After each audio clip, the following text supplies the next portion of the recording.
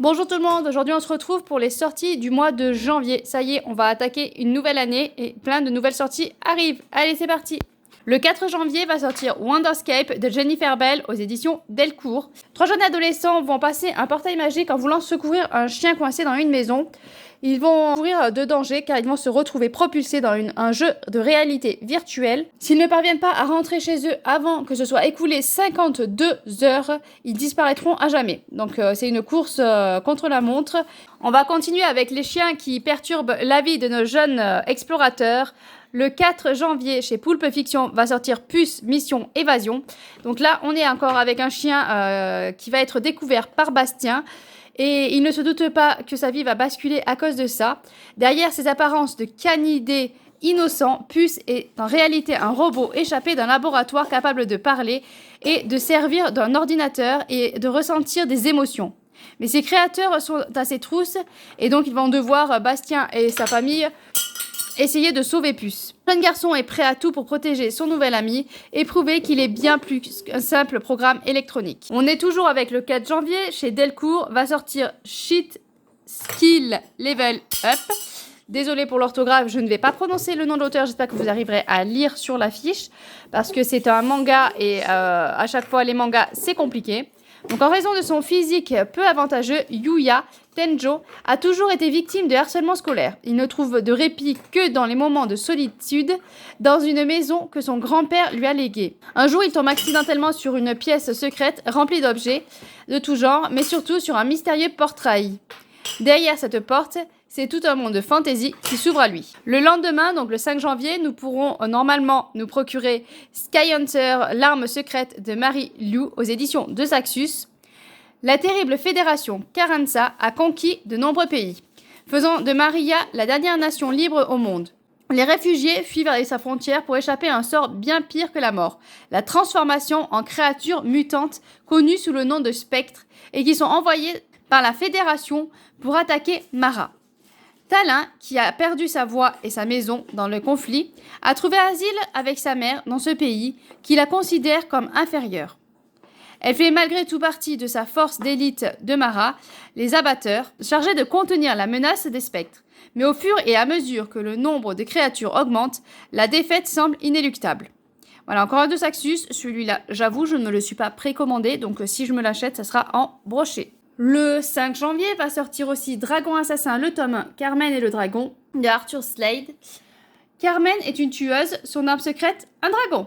Carmen n'a qu'un objectif, devenir tueuse professionnelle. Hélas, le fait d'avoir perdu un œil la condamne au bas classement de son école. Certes, elle ne sera jamais au niveau de son surdoué de frère, jumeau, mais elle déborde d'énergie pour faire ses preuves. Tout bascule lorsqu'elle découvre Bax, un dragon enchaîné au fond d'une grotte. Sa loyauté est mise à l'épreuve. Doit-elle libérer cette créature à la fois magnifique, rusée et dangereuse, ou avertir les siens de sa présence? Son choix va bouleverser sa vie et l'entraîner plus loin que tout ce qu'elle aurait osé imaginer. Forcément, dragon, moi, ça me donne envie. Les 12 d'Aristar, la vengeance de la dame, chez Nathan, de Jordan Ifyuenko, qui sort aussi le 5. Elle était née pour le tuer, elle a promis de le protéger. L'épreuve d'Aristar gouverne avec 11 conseillers, tous reliés entre eux par le pouvoir du rayon. Grâce au rayon, ils sont unis comme des âmes sœurs et personne ne peut tuer l'empereur à part un de ses conseillers. La jeune Tarisai a grandi dans un palais isolé, loin de la capitale, élevée par une mère mystérieuse. À 11 ans, elle est envoyée à la sélection des conseillers de jeune prince Dayo. Au moment de partir, sa mère l'oblige par un vœu magique à une mission tout autre. Elle devra gagner l'amitié de Dayo, puis le tuer. Charmant! Le 11 janvier va sortir À tout jamais de Colin Hoover chez les éditions Hugo Roman. Alors, ce livre-là, j'ai pu lire le premier tome parce que c'est un deuxième tome. C'était jamais plu. Et dans ce premier tome, on avait Lily qui était une jeune fille avec un passé assez lourd qui va faire la rencontre d'un futur chirurgien. Et voilà, il va vivre une romance assez compliquée. Il y avait plein d'émotions, plein de difficultés dans leur parcours et j'ai beaucoup apprécié cette lecture, donc je me suis noté ce tome 2. Comme d'hab, je ne vous fais pas le résumé, il est à côté si vous voulez le lire. Vous mettez pause et vous le lisez, mais moi je ne vous fais pas le résumé des tomes 2 de peur de spoiler. Le 11 janvier va sortir Les âmes du temps perdu de David Perrou aux éditions Jouvence. Donc moi, après mon coup de cœur de l'année dernière avec les âmes de Rod Marty, J'ai vu les âmes, je me le suis noté. Ariel, scientifique de haut vol spécialisé dans l'énergie des infiniment petits, risque sa vie lors d'un pèlerinage vers un monastère caché dans le contrefort de l'Himalaya. Au même moment, Harold, professeur et historien de renom, tente de dater un objet découvert sous 2,5 km de glace au nord de l'Antarctique. Ils ne se connaissent pas, mais partagent pourtant un passé lointain et devront tout mettre en œuvre pour découvrir et révéler le secret essentiel à la survie de l'humanité. Dans cette entreprise, un moine d'une infinie sagesse et un général de l'armée américaine leur seront d'une aide précieuse. Le 12 janvier, chez Scrinéo, va sortir Une promesse de givre de Marine Sivan. Dans une taïga imaginaire, une sœur et un frère sont séparés lorsque leur clan nomade est attaqué par des marchands d'esclaves. Elle, égarée après avoir fui, cherche à survivre dans une immensité glaciaire. Lui, soumis à l'emprise du meneur de esclavagistes, cherche à protéger son identité qu'on voudrait mettre en pièces. Ils ont promis de se retrouver, mais le pourront-ils? Et au bout des épreuves des sacrifices, le voudront-ils encore? Le 13 janvier va sortir À qui la faute de Ragnar Jonasson. 4 amis d'enfance, une randonnée au cœur de ce qu'est l'Islande à de plus sauvage, un huis clos d'où surgissent trahison et secrets. Réussiront-ils à tous survivre à cette nuit? Ils pensaient se retrouver de temps quelques jours paisibles, une simple chasse aux perdrix. Mais le voyage tourne au cauchemar, une tempête de neige s'abat sur eux et oblige à se réfugier dans un pavillon de chasse. À l'intérieur, une découverte macabre changera à jamais le cours de leur existence. C'est le début d'une longue nuit où les 4 amis voient ressurgir ce qu'ils ont de pire en chacun d'eux. Le 16 janvier va sortir chez Inceptio Greca le tome 3 de Lizia Maro. Moi, je l'ai déjà en ma possession et je suis en cours actuellement de la lecture. Dans ce monde-là, on est dans l'espace. Les humains ont détruit la Terre et donc ils ont dû trouver une autre planète. Cette autre planète, c'est Greca. Donc on a des petites histoires politiques à l'intérieur. On va suivre surtout 3 personnages. Nathanaël, Sianel et Elias. Ils vont chacun avoir leur histoire passée, leur histoire à eux. On va, je pense, chacun avoir une accroche plus particulièrement avec un des 3 personnages. Enfin voilà, les 3 personnages sont attachants, une folle aventure. Si vous voulez vous procurer cette saga, je pense que c'est le mieux. Vous procurez les 3 tomes et de les enchaîner parce que franchement c'est très addictif. Il se passe beaucoup de rebondissements et on ne lâche plus une fois que c'est commencé. On reste avec Inceptio et le 16 janvier va sortir Enchantement, le volume 1 de Anthony Blanchette. Autrefois, le monde était béni par la magie, les enchanteurs étaient légion. Aujourd'hui, Merlin est le dernier de son espèce, condamné à chercher son successeur alors que son immortalité lui a été retirée. Pire encore, Thorold, le plus dangereux sorcier de sa génération, s'est échappé de sa prison pour se venger. Un chemin parsemé d'embûches attend Merlin qui devra composer avec les farces du destin. Sera-t-il à la hauteur des attentes du monde magique? Le 18 janvier, chez Bayard, va sortir To Crown, le tome 1, me semble-t-il que c'est un tome 1, de Wedber et Doyles. Vren s'est préparé pour usurper la place de sa sœur jumelle pour monter sur le trône. C'est le seul moyen de mettre fin à la guerre contre les sorcières qui l'ont élevée. Rose Valar, elle, s'apprête à devenir reine, épouser le prince du royaume voisin et s'assurer un allié dans la lutte contre la magie. Dans ce duel animé par la vengeance, où les secrets se révèlent et les amours impossibles fleurissent, qui obtiendra le pouvoir? Le 18 janvier, chez Hachette, va sortir Oneika et l'Académie du Soleil de Okogwu. Désolée pour la prononciation, encore une fois. Oneika possède une chevelure si impressionnante que les passants se retournent sur elle dans les rues. La jeune fille, qui a toujours souffert de toute cette attention, découvre un jour qu'elle possède un super pouvoir qui s'exprime par ses cheveux.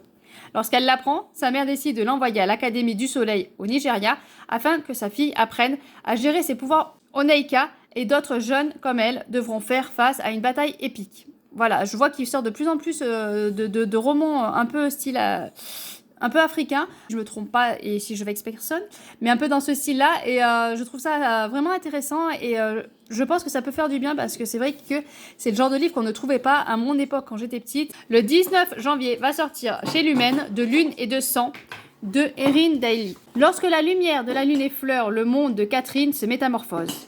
Au cœur de la ville, des collines s'élève un immense sanctuaire. En construction depuis des années, et sur la plus haute des flèches se dresse la silhouette de Catherine, jeune orpheline, qui inspecte travaux et échafaudages pour le compte du maître architecte Thomas. Un soir de pleine lune, en mission pour celui qu'elle considère comme son père adoptif, elle fait une chute vertigineuse et se blesse. Pire encore, l'espace d'un instant, elle a la vision sanglante d'un meurtre et entend les appels au secours d'une femme. Ce résumé est assez intriguant, je trouve. Chez Slalom va sortir le 19 janvier Le règne des chimères de Ariel Holz, c'est un tome 2. Donc je suis en pleine lecture du tome 1, donc forcément je me suis noté ce tome 2.